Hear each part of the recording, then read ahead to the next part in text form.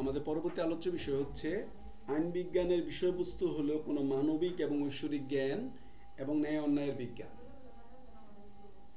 এটাকে আমাকে বলা হচ্ছে যে আইন বিজ্ঞানের বিষয়বস্তুটা হলো কোনো মানবিক এবং ঐশ্বরিক জ্ঞান এবং ন্যায় অন্যায়ের বিজ্ঞান। তিনটা বিষয় এখানে আসছে। ফার্স্ট বললো এটা একটা মানবিক, এর সাথে সামঞ্জস্যপূর্ণ বললো ঐশ্বরিক জ্ঞান, এবং থার্ড বললো ন্যায় অন্যায়ের বিজ্ঞান।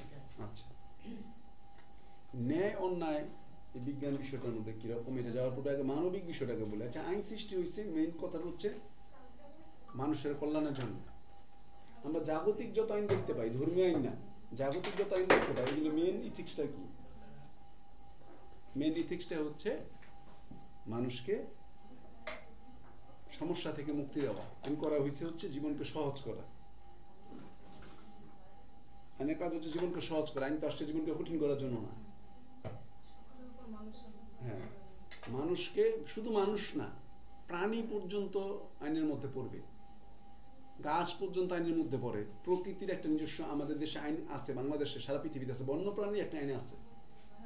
বন্যপ্রাণী পাললে মনে করেন যে বক মারবেন, আপনার জেল হয়ে যেতে পারে, করা জেল।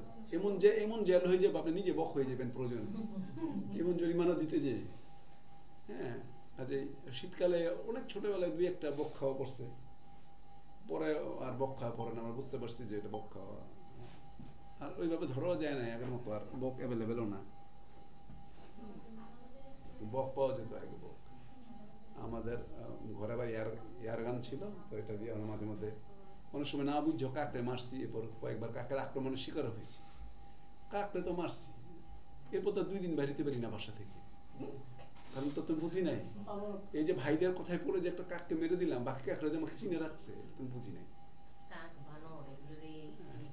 আর আর তো মনে করেন যে ভয়ঙ্কর হচ্ছে সাপকে একটা ঢিল মারছিলাম, ওই রাতে ঘুম শেষ। কারণ হচ্ছে ওই যে সাপ আসবে, সাপ না সিফিলিমেটিক ব্যাপারে যেভাবে চলে আসে, সাপ নাকি বাসা চিনে। এই যে এই প্রসঙ্গে যেটা বললাম আর কি, যে এই কারণে বলছে আইনটা করছে মানবিক, মানে মানুষের জন্য তো অবশ্যই, কিন্তু মানুষের জন্য তো সব লাগবে।